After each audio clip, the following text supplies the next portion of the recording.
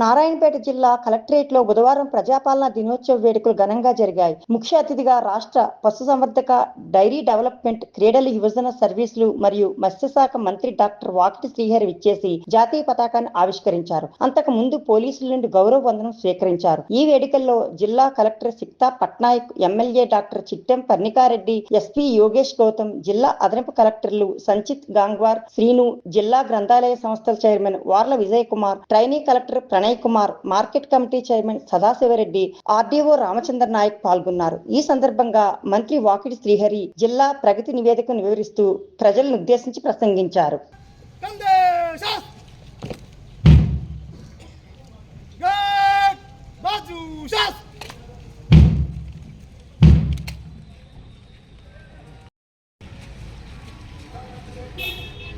श्रीमान गार्ड आपका निरीक्षण के लिए हाजिर है।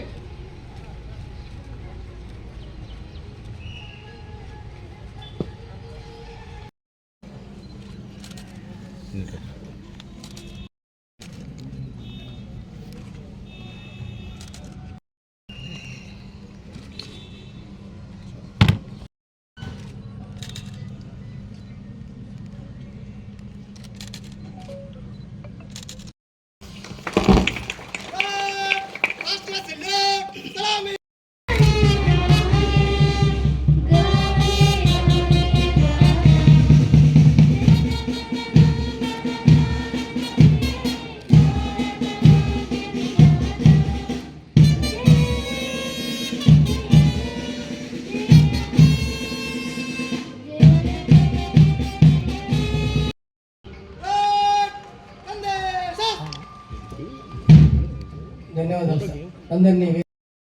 జయ జయ హే తెలంగాణ జననీ జయకేతనం, ముకోటి గొంతుకలు ఒక్కటైన చైతన్యం, తరతరాల చరిత గల తల్లి నీరాజనం, పద పదాన నీ పిల్లలు ప్రణమిల్లిన శుభ తరుణం. జై తెలంగాణ, జై జై తెలంగాణ, జై తెలంగాణ, జై జై తెలంగాణ.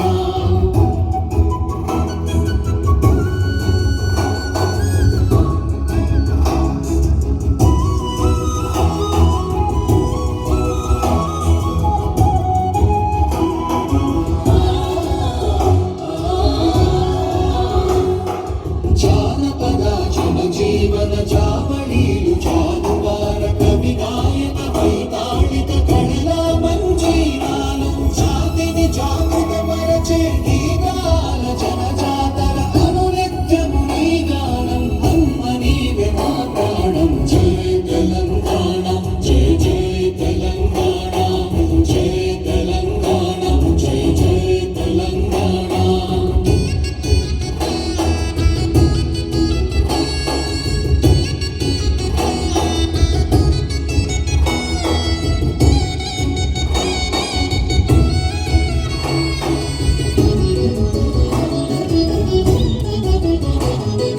గోదావరి కృష్ణమ్మలు తల్లి నిన్ను తడుపంగ, పచ్చని మా నేలల్లో పసిడి సిరులు పండంగా, సుఖశాంతుల తెలంగాణ సుభిక్షంగా ఉండాలి. ప్రతిదినమది తెలంగాణ ప్రజల కలలు పండాలి. జై తెలంగాణ, జై జై తెలంగాణ, జై తెలంగాణ, జై జై తెలంగాణ, జై తెలంగాణ, జై జై తెలంగాణ, జై తెలంగాణ, జై జై తెలంగాణ.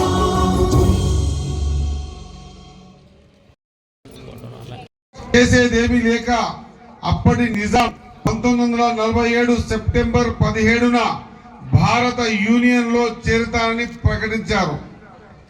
నేడు ఈ స్వేచ్ఛ, స్వాతంత్రం మన సొంతం కావడానికి ఎంతో మంది ఈ గడ్డ మీద అసమాన త్యాగాలు చేశారు.